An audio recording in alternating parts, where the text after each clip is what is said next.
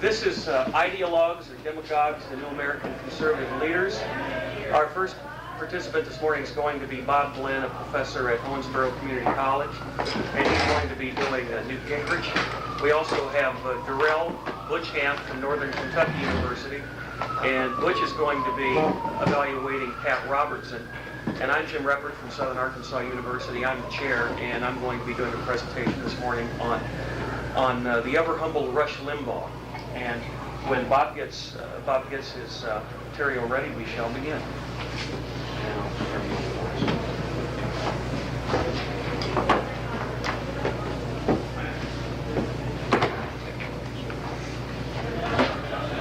If you haven't already picked up a copy of my paper, feel free to do so before I get started if you like. Go ahead.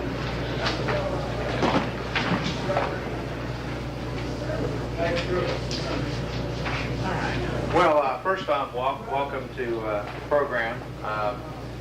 The first thing I want to say basically is my experience in preparing for this has been that if Newt Gingrich runs his media empire the way he runs Congress, the way he runs his media empire, we're in a world of hurt. I'm attempting to get video copy from them or even commercially order items from his organization, Renewing American Civilization, which is basically his education arm. It markets his audio tapes, his video tapes, a newspaper that comes out on a monthly basis called Renewing American Civilization. They take forever to get stuff to you, and they don't necessarily get it to you when they say they're going to, which that's fine, but it's a little scary when you consider that they want to run the country. Now, the schizophrenic nature of Speaker Gingrich is that on the one hand, when he goes before a classroom audience, in this case now at Reinhardt College, a suburban Atlanta institution, I believe, he proposes to return to the halcyon days when he was at West Georgia College as a humble history professor, eking out a living like the rest of us, and hoping to get tenured. When in fact he's now one of the three most powerful men in America as Speaker of the House. On another level, there are two versions of the class of Renewing American Civilization. And the first version is the one you'll see on this video clip Jim will show you in a moment or two. And it is a very politicized, not so much Democrats are bad, but very much politicized in terms of his supporters literally getting a plug in his lecture to the class, which the Ethics Committee, the Attorney General of the state of Georgia, as well as the Ethics Committee of the House and Senate criticized him roundly for, said it isn't actually a full-fledged violation of congressional ethics, but it's close enough you need to knock it off. His newer versions, which appear on Mind Extension University television, are sans that. They are without that. He no longer makes the plugs for Golden Rule Insurance and so forth. So you're going to see the old Newt Gingrich version of Renewing American Civilization, which is pretty offensive in terms of just blatantly plugging people that gave him money for both for his political campaign, but also for GoPac, which is his political fundraising arm. So let's take a look at that, and then I'll talk about, just a preview, I'm going to analyze the course specifically. I'll look at course content, his teaching style, and finally learning outcomes. Do students really learn anything from this course? And my argument is they could, but they probably won't learn very much from Speaker Gingrich. They'll learn more from things like his reading lists and some of the other things that are associated with the course. Okay? So let's take a look at a clip. This is from a Frontline PBS documentary examining the empire of Speaker Gingrich from 1994, and I'll tell Jim where to cut it. But it starts out talking about how he began to trumpet his message to congressional candidates throughout America via an audio tape series. And if you can't hear this in the back, please let me know. It's the right strategy. Newt's greatest weapon was a piercing political language, and GoPac promoted Newt-speak relentlessly. The razor-wire rhetoric that had sliced up the big Democrats on Capitol Hill was exported to the provinces for use against local Democrats. GoPac distributed Newt's training tapes to emerging conservative candidates across the country. There were two of us, myself and Owen Roberts of Florida, in a GoPac meeting several years ago, who promoted the idea of starting the tape program for GoPac, which I believe did more that any single thing that we ever have done since Newt came up here to parlay his language, his vision, his positioning, his rhetoric, his knowledge out across the country to 10,000 people, 10,000 up-and-coming political leaders every month. I started receiving GOPAC tapes probably 5 years ago when I was in the state legislature. And when they would come, I mean, and you spent some time in the car, particularly going back and forth to the state legislature, when they would come in the mail, I mean, I would open them up right away, and I would put them in a cassette player within 24 hours. I mean, we were always eager to get them. And it was almost like a chalk talk with a great coach. You favor political revolution. You want to replace the welfare state with an opportunity society. You favor workfare over welfare. You want to lock prisoners up, and you're actually prepared to give up some political pork barrel to build as many prisons as you need. And it was constantly that same theme, that we are the majority, we can win, the American people are counting on us. And so it became almost a mission that we were sent on and being called to from Newt Gingrich himself. If you'll fly with us, work with us, fight with us, we are going to create a real revolution. We are going to replace the welfare state. GOPAC hatched another idea, Professor Newt. He presided over an American history course transmitted nationwide by satellite. The goal, Newt said, is to create a shared doctrine for perhaps 250,000 citizen activists. The foundation of that doctrine was Gingrich's core belief that the very survival of American culture was in peril because the country had embraced the values of the Great Society. The welfare state has failed. We had recently in Atlanta a 15-year-old girl kidnapped and tortured for 3 days and then killed because she wanted to leave a gang. That's a level of barbarism that 50 years ago would have been unacceptable. They would have just loosed the entire gang. They would have been enraged. I'm not suggesting one thing. Understand my point here. That the culture wouldn't have tolerated the barbarism. And now we're numbed by it. The generous This is the school of Newt. devastation. His philosophy rests on a gauzy, romantic memory of a lost America, to which he has attached a lifetime of eclectic ideas that have stuck to his flypaper mind. But I want to start you where I started, which was with Roger Millikan, because Millikan, I believe, was a revolutionary experiment. The Millikan Company has a shared vision, shared strategy, and they have open discussion. It makes working fun. The course was chock full of plugs for the pet ideas of some big GOPAC donors, ideas Newt also pushed in Congress, raising the suspicion that his intellect and his agenda are guided by the highest bid. One of the people who first developed the concept of medical savings accounts is Pat Rooney at Golden Rule Insurance Company. What I want to do is take just a minute now and let you see this idea as Pat Rooney explains it, because I think it's a very powerful revolutionary change. Have you ever heard of a sale on mammograms? Well, I never have. But if people were spending their own money, pretty soon there would be clinics offering sales on mammograms to get the business. Because now the consumers are spending their own money. Now, this company is headed by an individual, Mr. Rooney, and between them...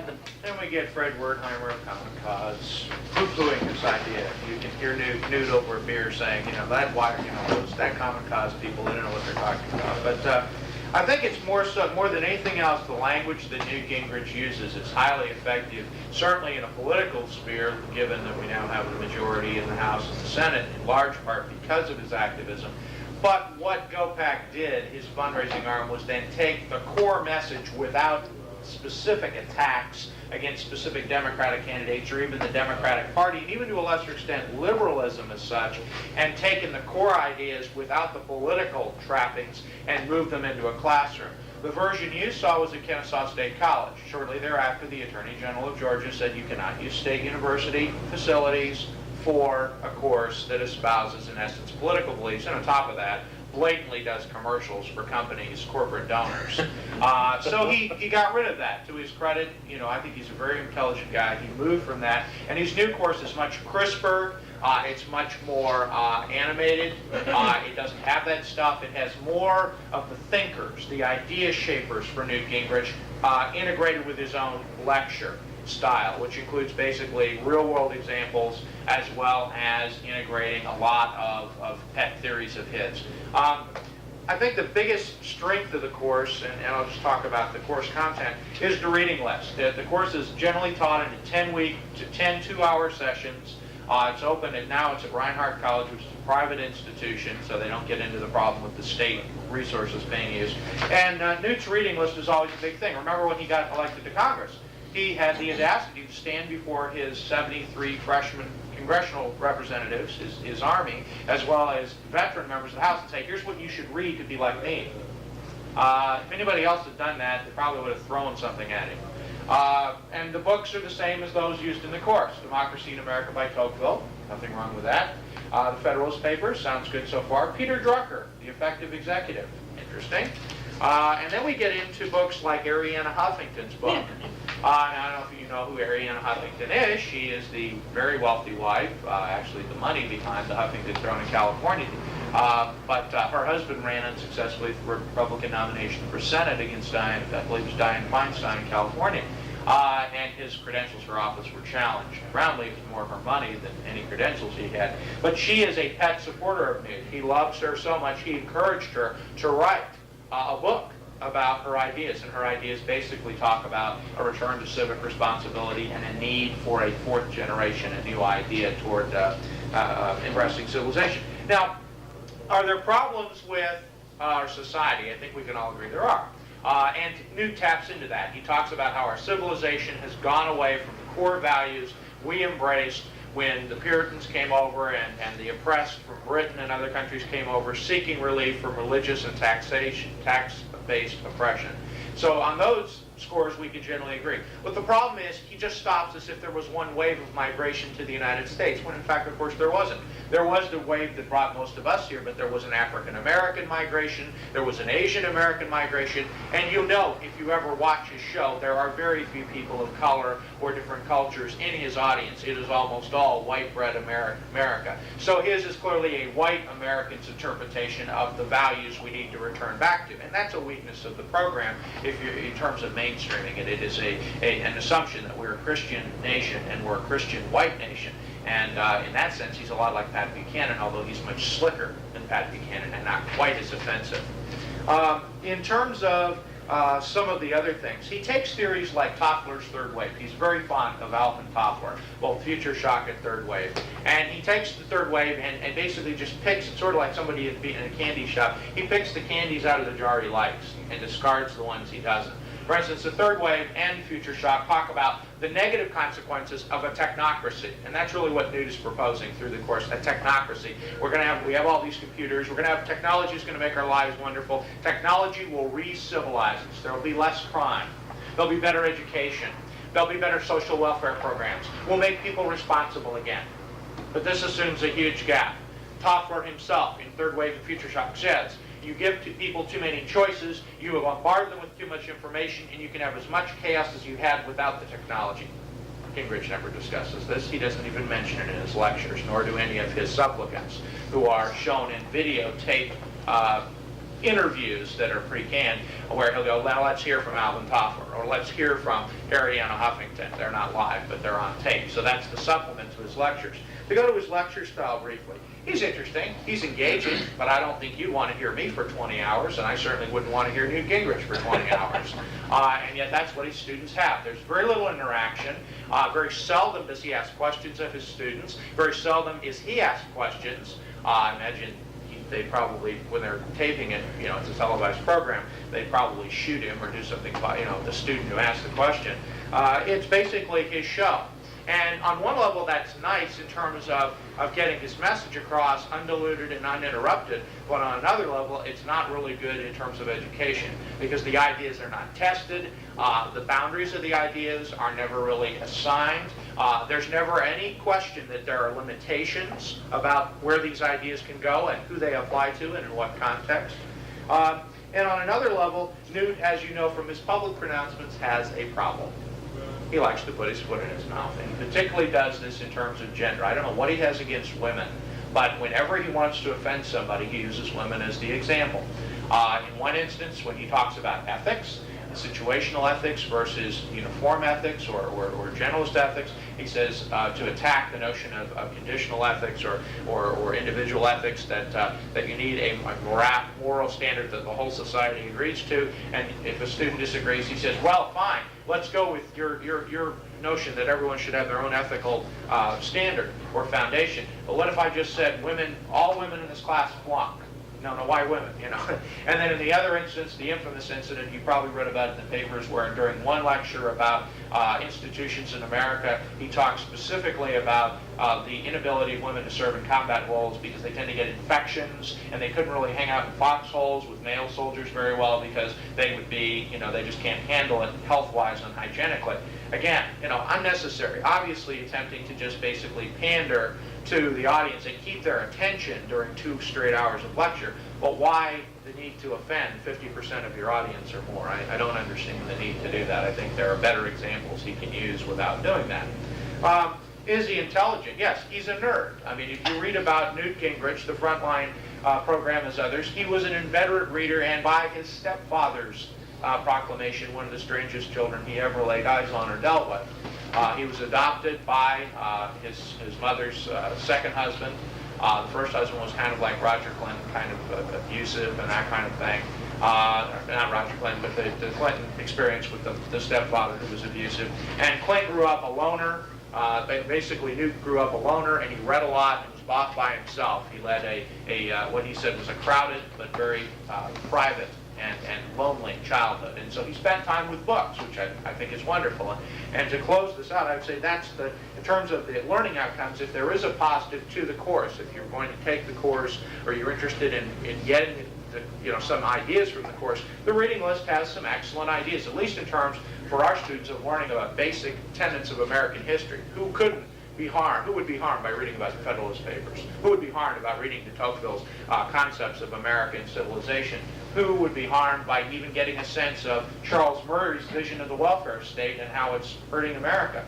Even though most of the people that write or are on his reading list tend to be very, very conservative, the ideology is clearly to the right of center, the reading list is a positive thing. The students, in terms of learning outcomes, write a paper at the end of the term that basically takes all these ideas that are proposed in the course and proposes a structural program or a policy of some kind that is supposed to renew American civilization. It's supposed to solve a specific problem, like problems with the welfare state, or how to improve education, or how to limit or better punish youth offenders. And so, to that extent, they do have to do specific written work at the end of the semester. But on another level, he doesn't do any of the grading, as you can imagine. Somebody else does. And I just think pedagogically that's very important in terms of connection with student and all. And of course, that's the problem you have when you have a superstar teaching course. It's certainly not unique when Jimmy Carter taught at Emory. He didn't grade any papers either. So that's one other element missing from the course, is that you have a situation where the teacher and student rarely connect. Interesting ideas, yes. I would recommend, if you really are interested in this sort of thing, that you might want to get his 90-minute version of his class, which is called Toward a New Civilization. And it basically synthesizes, so you don't have to sit through 20 hours of it, synthesizes the big ideas that he wants to get across. But I think the second version is much more ethical than the first, because it gets rid of all the corporate stuff. On the other hand, the simple fact that the ideas are not in full context and not fully honest in terms of the intent of the authors is somewhat troubling. And that's what I have to say. Thank you.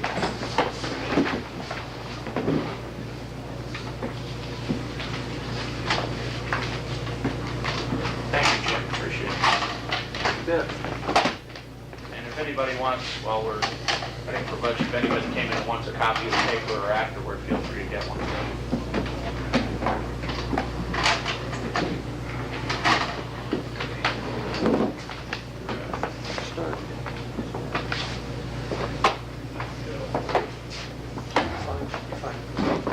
I wanted to mention a couple of things about Bob's presentation before we go on to Rush Limbaugh. I just wanted to make two statements. The first of which is he mentioned Roger Millikan. And Roger Millikan is prominently mentioned on, I believe it was the first set of Gingrich lectures, which were taped at Kennesaw State College. Wanted to mention that Milliken was a supporter of Pat Buchanan and still is in the presidential campaign. And the second point, that Gingrich is best as a one-way communicator, is very true, and it dovetails in nicely with Rush Limbaugh, because he is probably the same in terms of one-way communication, and I think he works very well in an impersonal manner. If you have seen clips of him on the radio, he's very good at talking to inanimate objects. When you see some clips, especially from C-SPAN, of Rush in a couple of minutes where he is talking to the House Republican Orientation Conference, you notice that when he speaks to the audience, he looks down, he looks to the side. Very rarely does he look out, and I think he feels much better in a situation where he doesn't have to identify with people personally, and I think that comes from an inherent shyness as a child. You'll notice that there are not bunches of voluminous papers in front of me, and that's for a reason. One of the things I like to do with these programs is to use my knowledge of videography and ENG editing techniques to put together mini documentaries with my voiceovers and sound bites and clips to create more of a story atmosphere instead of writing stuff in paper form. And if you would like to have a copy of this, just leave your address with me, and I'll steal a sheet of Bob's notebook paper with his permission, and I'll be happy to run you a VHS stub of it. Limbaugh, as all individuals who attain any degree of notoriety, is currently coming under criticism. I doubt very seriously if Al Franken's best-selling book, Rush Limbaugh is a Big Fat Idiot, would have sold as many copies and would have been on the New York Times bestseller list as long if Limbaugh's name had not been on the front of the book, which is really a compliment to Limbaugh. Now, you have a lot of people who talk about Rush. Is he an ideologue? Is he a conservative? Is he an entertainer? What exactly is he? Well, he's really in a situation where he's neither fish nor fowl, and as I mentioned on my first voiceover on videotape, here's a guy who had failed in virtually every job he had ever been involved with until he took over for, of all people, Morton Downey Jr. on an AM radio station in Sacramento in 1984, and things took off once this program became nationally syndicated. So in his particular case, he was fired from a number of broadcasting jobs because he did not want to always stick with top 40 as a young man. He always wanted to put in political satire. And even though a lot of people may disagree, they may call him a number of names, I prefer to call him, and yes, he does demagogue, and yes, he does scapegoat. But I prefer to look at Limbaugh as a political satirist with a mean streak similar to a professional wrestler. I mean, that's the kind of in-your-face conservatism that he embodies. And those are some of the things that will come out on the videotape. As I said, the videotape is self-encompassing. It lasts 15 minutes. I have, I think, 7 voiceovers, and I have a number of clips from different items, including Don Imus, the syndicated radio talk show host who was in the news over the weekend at the Radio and Television Correspondents' Dinner. Well, he had a few comments to make about Mr. Limbaugh. And just in terms of fairness, or just because sometimes we professors have somewhat of a mean streak, I'm teasing, I thought just for fairness' sake we would add those clips in. So this is the video presentation on Rush, and like I said, it's self-encompassing. And then when we're done, after we discuss Pat Robertson with Butch, if you have any comments about any of them, please feel free to bring them up. And if you can't hear it, let me know.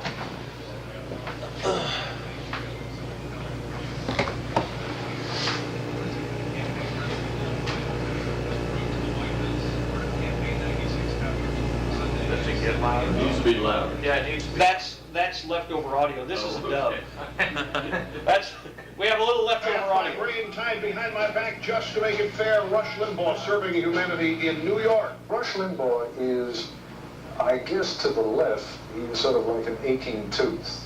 They can't stand him, but they can't leave him alone. I think what I do is shine the light of truth on things. And then the reaction is, well, let's label this guy something that'll discredit him. Let's call him a bigot. Let's call him a racist. Let's call him ultra this or ultra that. Do you care? I mean, does it hurt? I've looked at myself as a harmless, lovable little fuzzball, and so now, I'm just touchy-feely. I'm not a threat to anybody. Come sit in my lap. I would love to. I've wanted to for the longest time. Is he an ideologue? a conservative hero, a bigot, gay basher, a foe of those dreaded liberals? Or is he just a rotund entertainer making an honest buck through ad hominem attacks? Rush Limbaugh had failed in every job he had attempted until making a niche for himself in the 1980s as a radio talk show host in Sacramento. He moved to New York, took his syndicated radio show nationally, and has never looked back. This program shall examine Limbaugh, his radio and television political satire, and his influence on ratifying conservative political thought in the 1990s. Rodney's lawyers want as much money up front as they can get, because if you give Rodney King $250,000 and then $75,000 a year, how long is he going to be around to collect the $75,000 a year? He's going to take that $250,000, go out and buy a Ferrari Testarossa. That way he can outrun all the cops. There is not. He's going to get rid of this. No more Hyundais for Rodney King. You know, he's going to. Let's face it. You give a guy like that $250,000 and say, Rodney, now you got to stay around another 13 years so that we can get our share. The odds are his lawyers know that won't happen. Limbaugh works best in a controlled environment featuring interpersonal communication and little negative feedback. His radio calls are screened, and his television audience consists of true believers. Why? Look at the fiasco which took place as he guest hosted the Pat Sajak Show on CBS in 1990. Come down with the blood of women flowing in the streets. The studio had to be cleared forcibly during a break in the taping. Viewers at home were left with the image of a badly shaken Rush Limbaugh.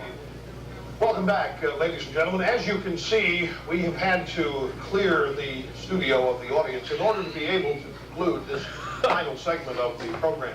It almost ended his television career before it got started. Limbaugh has called himself an entertainer with political viewpoints, but many of his 4 million daily listeners view him more as a journalist imparting facts. Should he be held accountable for skirting the bounds of accuracy? There's a Washington consulting firm that is scheduled to release a report this afternoon that will be published, that claims that Vince Foster was murdered in an apartment owned by Hillary Clinton, and the body was then taken to Fort Marcy Park. When you are dealing with rumors like that, it's probably a good idea, and this is one way where he is not like conventional newscasters and maybe ought to be a little more like them. You got to check something like that out. Does Rush Limbaugh deserve all this attention? And what should the mainstream media be doing about it? The guy has got something like 20 million listeners, so clearly he does deserve attention. I find him to be a very entertaining fellow. I also think he ought to be held to the same standards of accuracy as ordinary mortals. And journalism, I think, in the past has kind of given him a pass on that, and so this kind of scrutiny is good. I think he himself has tried to say that he's just an entertainer, but then he turns around and he urges his listeners and viewers to call the White House to comment on things like Clinton's budget. To me, the issue isn't whether he's funny. I think that's wonderful. We need more humor. Nor is it whether he's ideological. That's also good. We need real debate in this country. My problem is that his facts don't add up much too often, and I think that is what's dangerous. And to the conspiracy theorists from the right wing who always said the trouble is the mainstream press is so liberal, they won't ever go after liberals. Well, we didn't go after a conservative either. Rush Limbaugh got a free ride for a long time. Limbaugh reveled in the results of the 1994 midterm elections.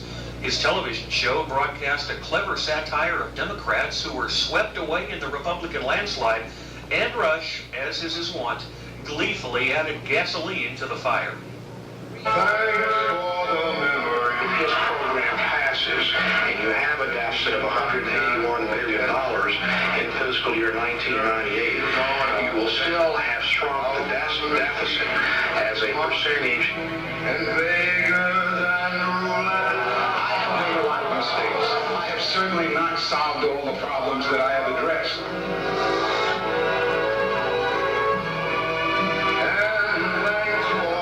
They didn't sue my constituents. Of summers by the sea.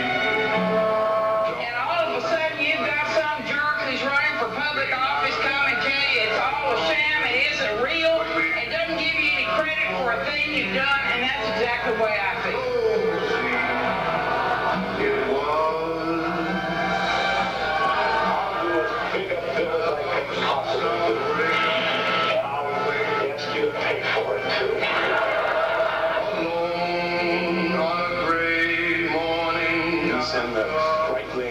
ideological camp that has been saying it through Rush Limbaugh.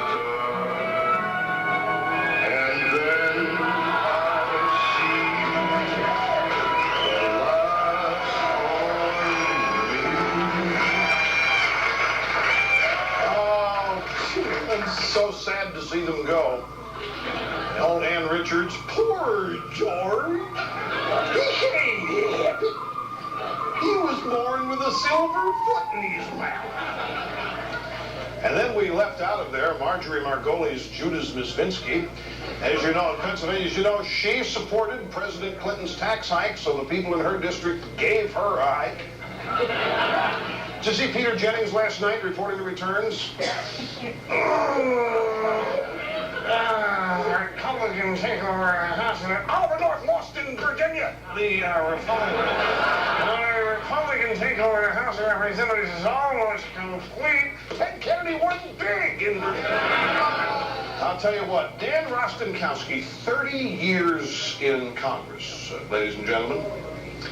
And now he says that he's going to clean out his desk. Time to go. Rosti, let me have, when you clean out your desk, grab those stamps, pal. New House members clearly felt Limbaugh made the difference as he hammered away at liberals during the 1994 congressional campaign. At an orientation for new GOP House members, they named Rush the Majority Maker, making him an honorary member of the 1995 Congress. Because surely he helped us become the majority.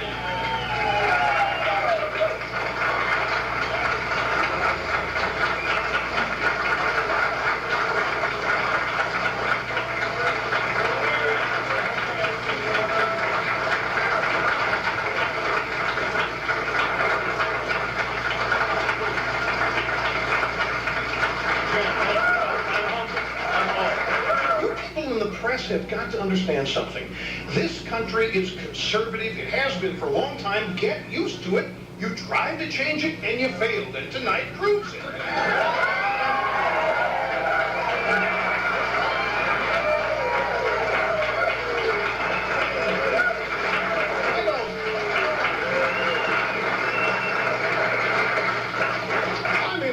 I don't mean to be confrontational here.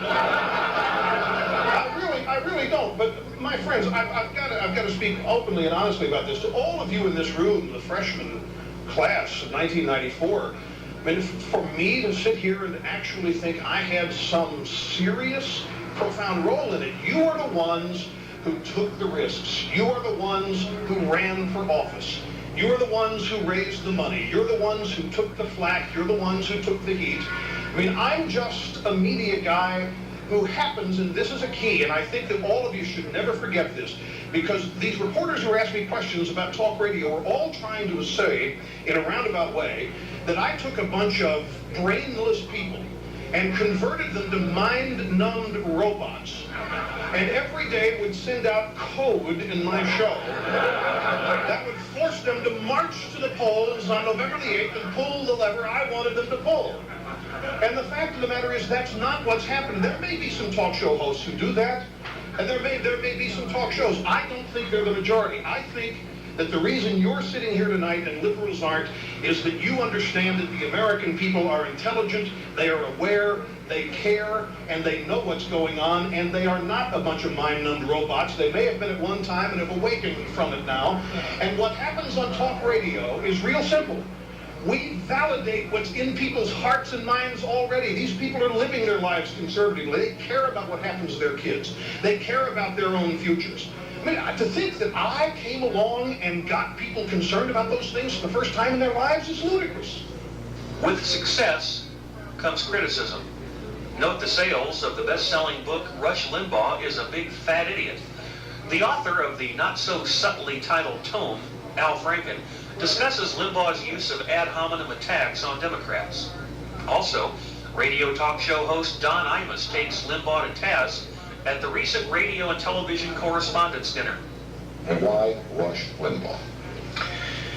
Well, you know, he had 20 million radio listeners. I think he's down a little, and kicking a guy as he's going down, that's pretty much open, and that's what I do, And, people ask me the title, why Rush Limbaugh is a fat idiot, and other observations. First of all, he's very fat.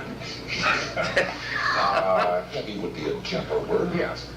But this freshman class of Republican congressmen called him the majority maker. So he's as responsible probably as anyone for the Republicans taking over Congress. So the book really is, I use him as a way of talking about this entire Gingrich Republican revolution. It's sort of a mean book, but I like to say it's mean but uncompromisingly fair. Now, have you ever met Rush Limbaugh? No, I didn't. No, I've not met him. But I did call the show. I called Kit Carson as producer because I found, one of the things I found out in the course of researching the book was that at one point Rush went on unemployment when he was a fully able-bodied, if you call weighing 300 pounds being able-bodied, as a fully able-bodied. Yes, and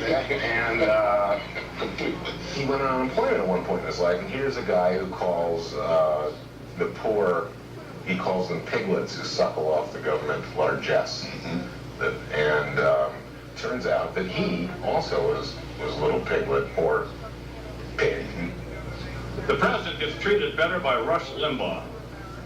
Rush may not, as Al Franken suggests, be a big fat idiot, but I'm sick of him. The radio show, the television show, the stupid books, and now men's ties. Bold, vibrant, colorful, and all designed to look great with a brown shirt. What a surprise that Rush is selling something that goes around a person's neck. And Rush didn't date in high school? You're kidding. You mean the varsity cheerleaders weren't falling all over a fat, pig-eyed schmoo who looks like a cross between a Red Dog and one of those Budweiser frogs? He should be on a beach somewhere in a pair of Bermuda shorts, a Hawaiian shirt, white socks, sandals, holding a metal detector. He couldn't get a date in high school? Maybe they should have had his senior prom at SeaWorld. Remember the old joke, what's got 100 feet and 14? You know, the front row of the Willie Nelson concert? Well, of course, now it's a Rush room. How appropriate that these ditto jorts all get together and eat and listen to Lardbud. Recent ratings indicate Limbaugh has lost some radio listeners and television viewers. The best thing that ever happened to Limbaugh was the victory of Bill Clinton in 1992. As Rush is learning, it is better to snipe from the outside than be part of the establishment, which has happened with his close association with the current Republican Congress. Limbaugh's satirical style is a blend of in-your-face conservatism peppered with belittling comments reminiscent of a professional wrestler. Even so, Limbaugh is relatively tame compared to local broadcasters, or even worse, critics on pirate radio. If liberals don't like him, they should ignore him. All it takes is twisting the radio dial or a slow fade to black on television.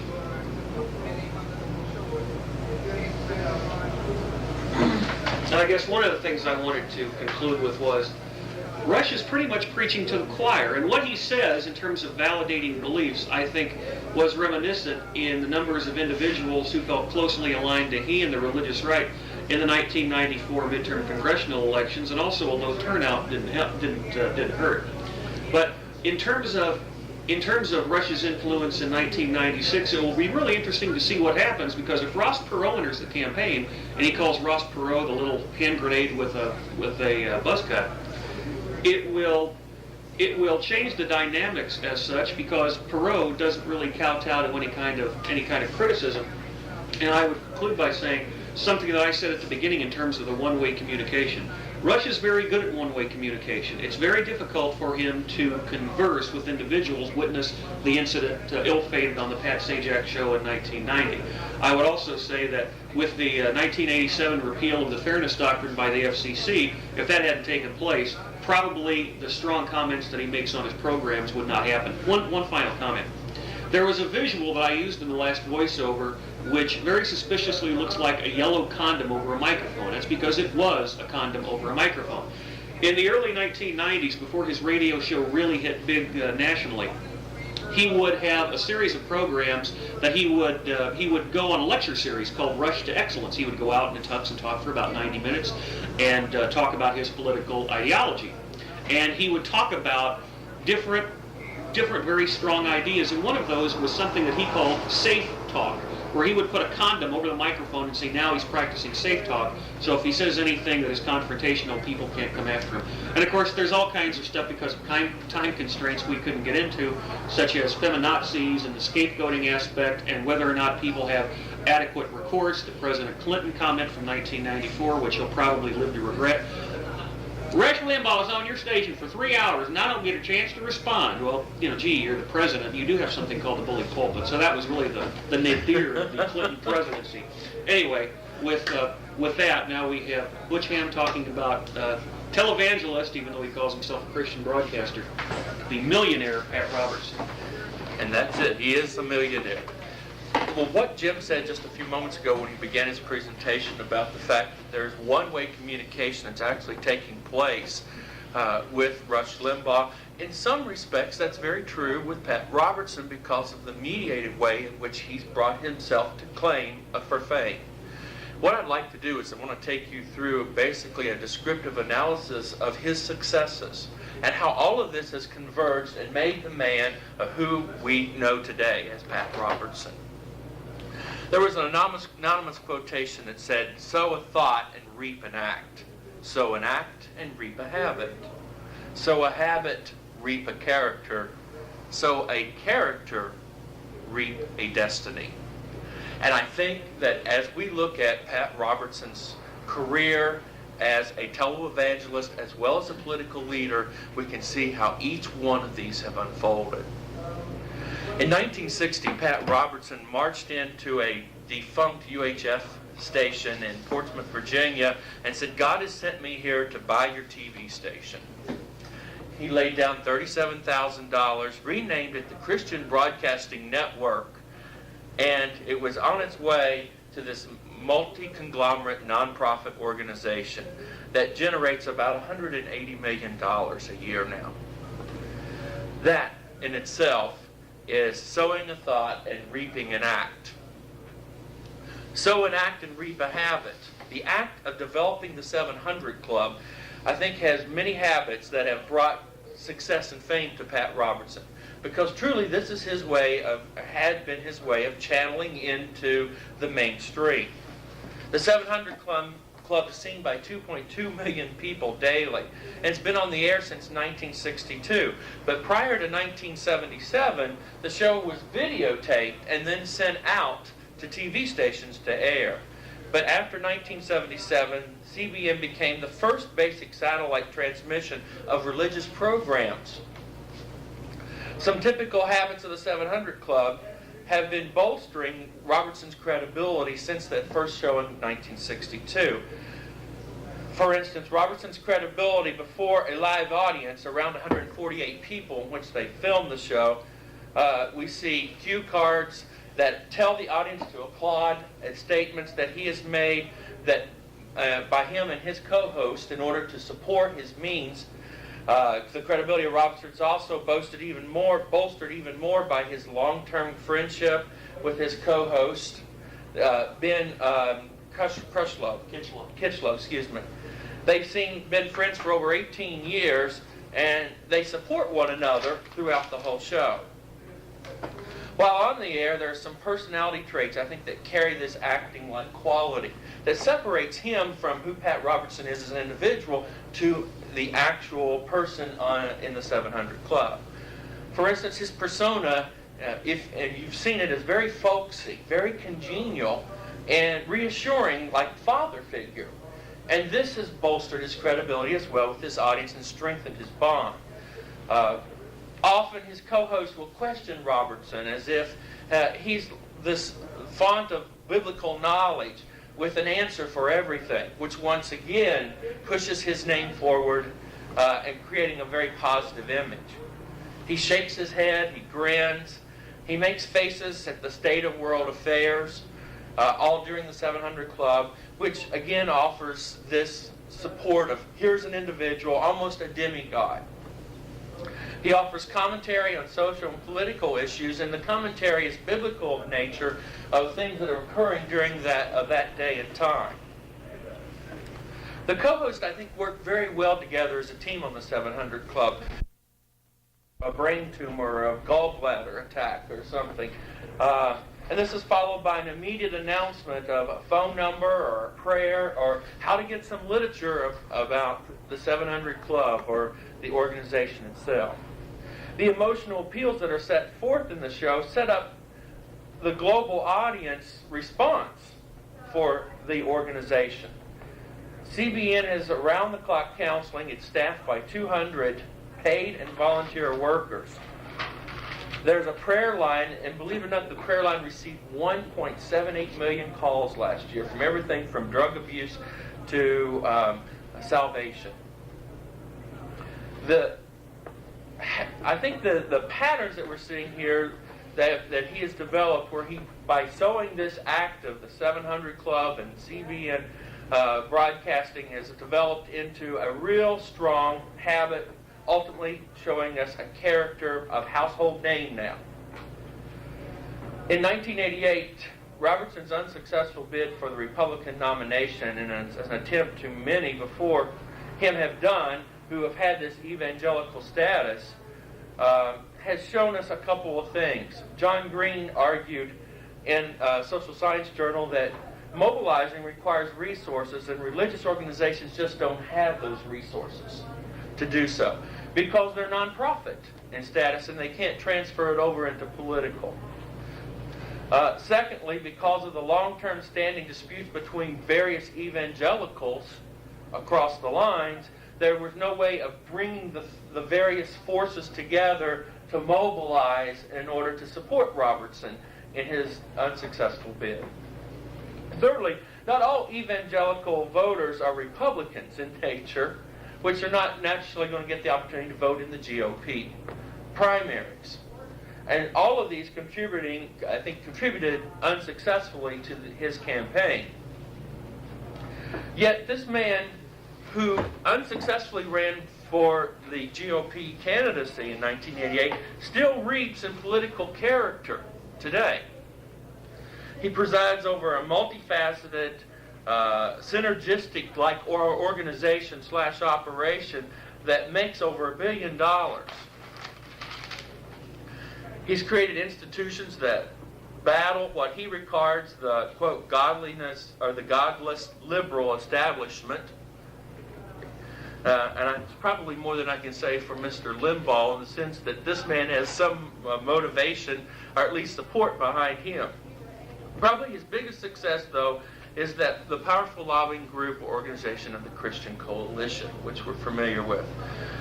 This organization, I believe, has taken him beyond means of where his Christian Broadcasting Network has left him. Because by developing the Christian Coalition, he's able to expand out and bridge into other areas. Here's an example, what I mean by that. In 1993, during the New York City's campaign for the new school board, he and his organization moved into New York City and distributed pamphlets on voting, the voting process, and how to analyze candidates for voters. They distributed these not just to individuals on the street, but they went into the churches alike and asked for permission to leave them there for their congregation. Thus, I think, fronting their image forward to make them look like they're expanding out. They're moving into other territory, building bridges that would not have been there from the past. And the organization is practicing network strategies that will gain them even more clout into the future.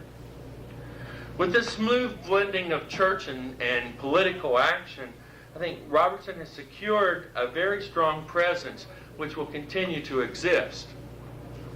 On a final note, when we think about sowing a thought, reaping an act, reap a habit, sow a habit, and definitely reap a character. So a character can reap a destiny. I really believe Pat Robertson has. He has developed a destiny with his organization that will surpass no other, and certainly will gain in our annals of history a reputation that will be around for quite some time. If you all have any questions, our respondent unfortunately wasn't able to make it due to a shortage of travel and some other commitments he had. So if you have any questions or comments you would like to make, for a change, I don't know how often you've been in a panel, usually there's no time at the end, anything like that. So feel free to ask questions. Whatever. Yeah, unlike Newton and Rush, we're not pontificators. We won't cut to commercials either. One thing I found interesting about your papers was the common theme of one-way communication. And I was just wondering if you would comment on whether or not you think it's very important anymore for either a religious leader or a political leader to have a great ability at real transactional communication. And the reason I ask is that a couple of people have told me in the past that when they've met Clinton, the one thing that has impressed them most is that he, even in a lineup, when he's moving along quickly, he really pauses when he shakes a person's hand and gazes into their eyes and makes them feel like he really sees them. I'm wondering, do you think that that's an important quality for a political leader or religious leader to have these days? Or is everything so mediated now that that's no longer important? I think it is important, and I think in '96 we're going to see that distinction. We can even elevate this to Bob Dole.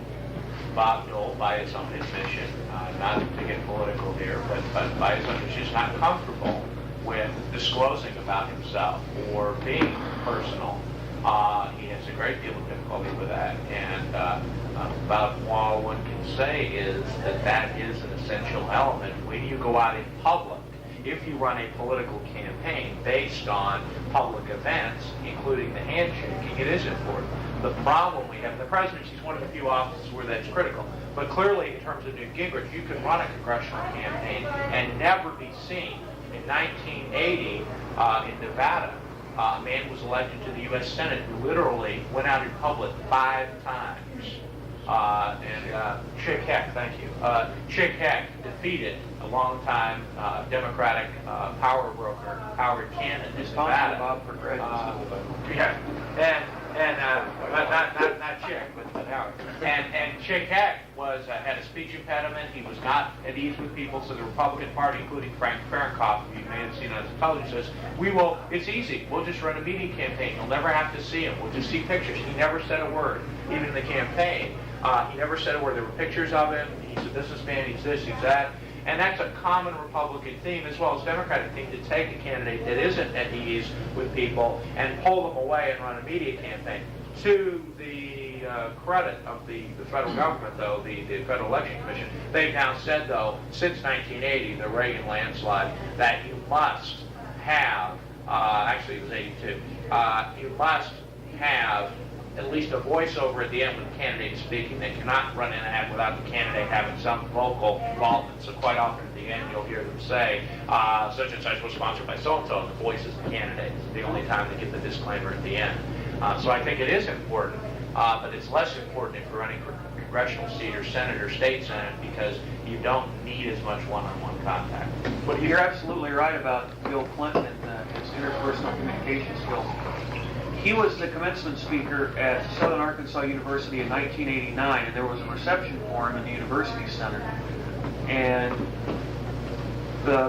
we professors got in line to talk to him, and he's a very personable guy, and he takes an interest.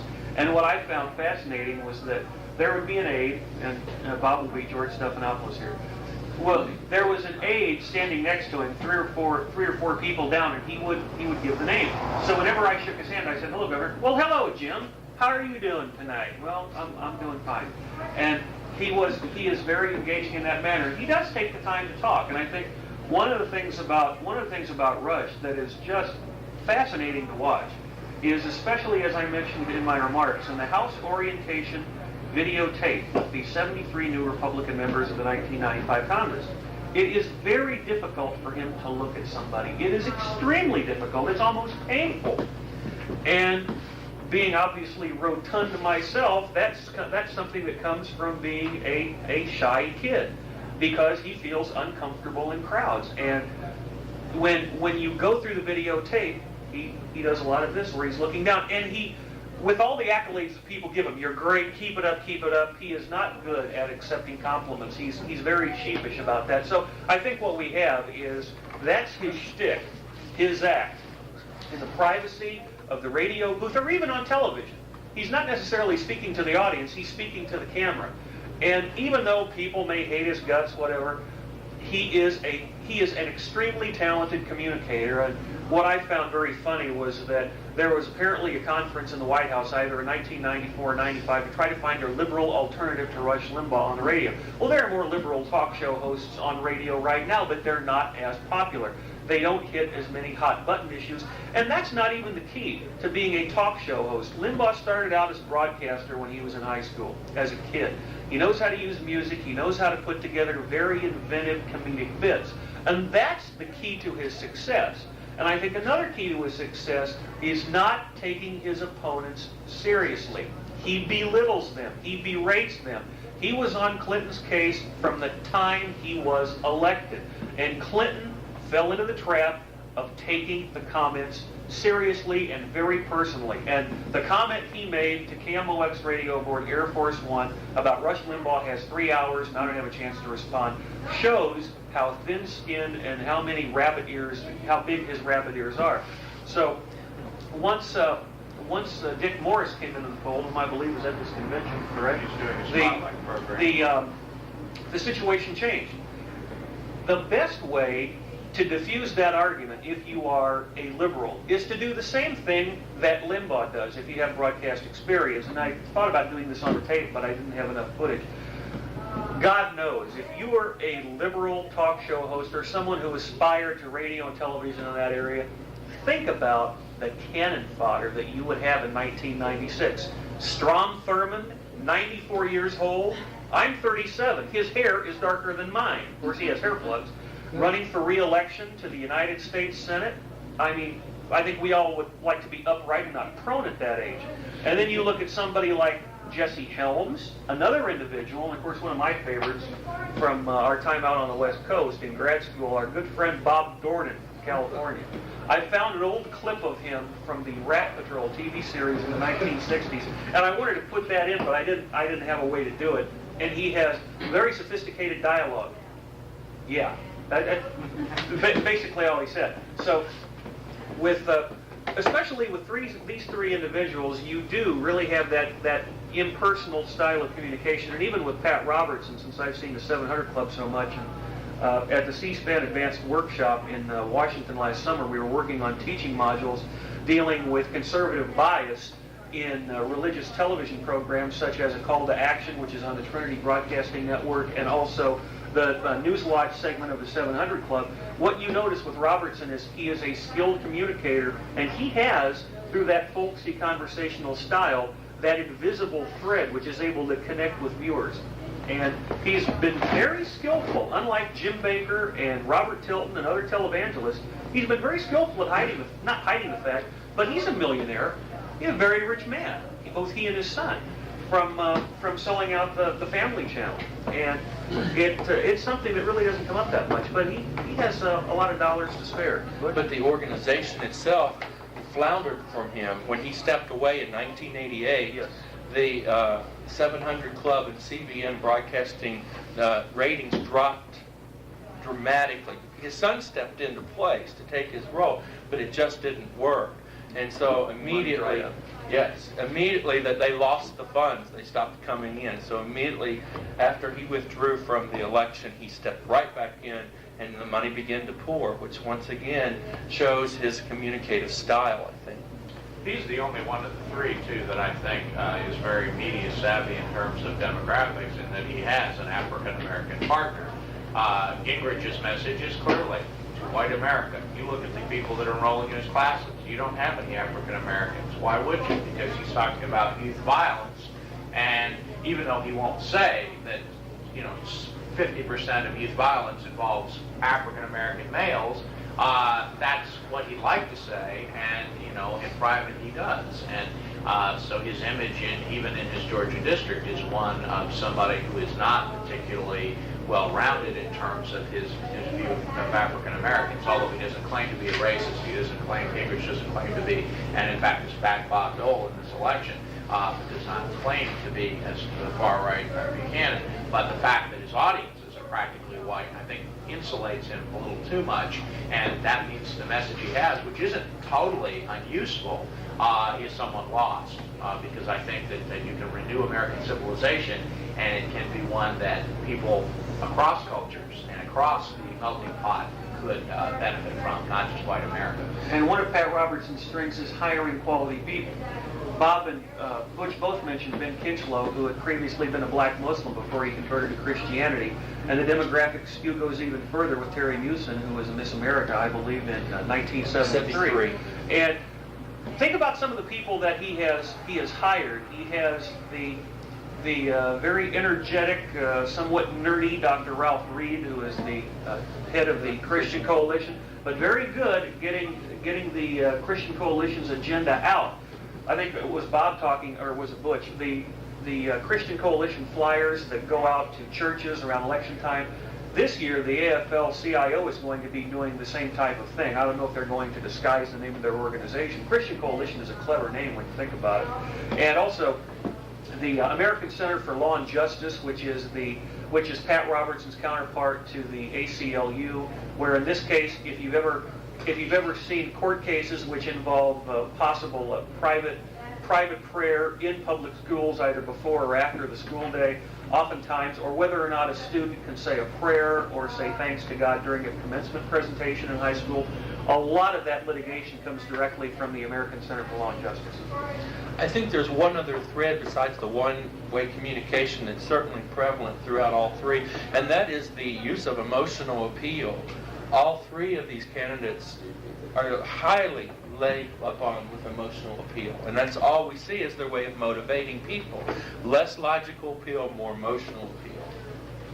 Well, and although Newt tries to be logical, he loves lists, he loves to refer to all of these, historical figures. He just has his own spin on what they thought or what they believe, and then he has this whole cadre of social scientists in his clique that he calls upon. Charles Murray, several people. The other thing that's interesting, though, is that in the newspaper, clearly the message isn't getting out as well as they'd like. That's why the newspaper's there. But they have a thing in there, I read it this morning, that talks about if you'd like to bring renewing American civilization to your town, your church, your group, it takes you through step by step how to get the tapes, it's sort of guidelines around how to run a meeting for idiots. It's like, make sure your VCR is tuned correctly. I mean, it's in here. You can see it. 3 pages worth of instruction on how to have your own class for renewing American civilization. I'd like to get the message out a lot more. And clearly it is not just an academic message. It is clearly a political message when you're literally trying to sell it, trying to find a market niche for it. And that's clearly what they're trying to do. Now, what Bob says about all of those instructions for renewing American civilization are correct. At my institution in the spring of 1995, during the fall semester on our cable access channel, Renewing American Civilization was put out by our Department of Continuing Education as a course for credit. And you got to hear Newt pontificate. He loves to talk, God knows. He and Dick Armey, another professor, I think Armey was tenured at Texas A&M, I don't think Gingrich was. But in any event, he was more interested in politics. In any event, how many people in our community, and Magnolia, Arkansas is roughly about 12,000 people, how many people in the community do you think, and we're really in the buckle of the Bible Belt, enrolled for the program? How many? Big zipperoonie. Nobody. A lot of people watch, but nobody officially enrolled in the course. He's a fascinating individual to listen to, but he's, as Bob has in the PBS documentary, which we didn't get a chance to see because of time, he makes these really dumb comments, which if you hold them up to close scrutiny, don't mean anything. Especially the comment about infections. I heard stand-up comedians say, that the first time a young lady was going to have a period, that the mother was going to come in and say, according to Newt, congratulations, you just had your first infection. And in this particular case, Gingrich is a very dynamic speaker, but the problem is that sometimes he is more interested in the buck rather than any cogent idea. Well, thanks for coming. Have a good Thank day. you. And if you want any of our information, go come up and take a gander at us.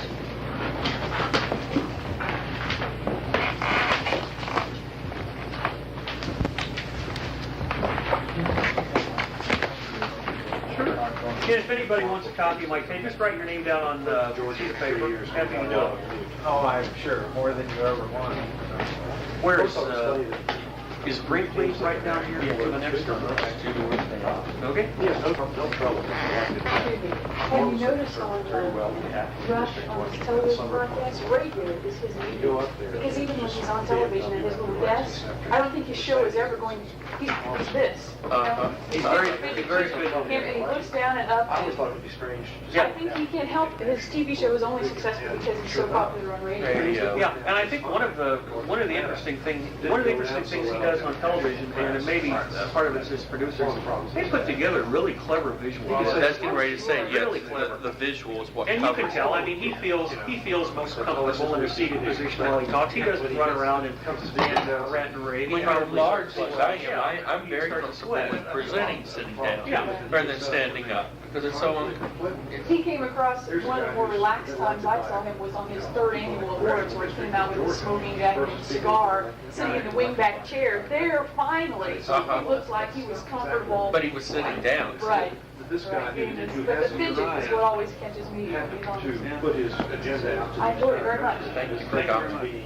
spokesperson for this one side. He's just, I mean, the thing is, his popularity rating beyond his district is so low that the last 3 months, they literally said, be quiet so that we can get our, we can reclaim the ground we lost. And you're right, Bob. The lectures that are done at Reinhardt College are much better. Oh, they're much better. Even though that's where he made the infection remark, and it's just, geez, Rush, what are you doing? Well, and if you watch his speaker, I've watched a lot of that, and I was really irritated when I couldn't get my started taping.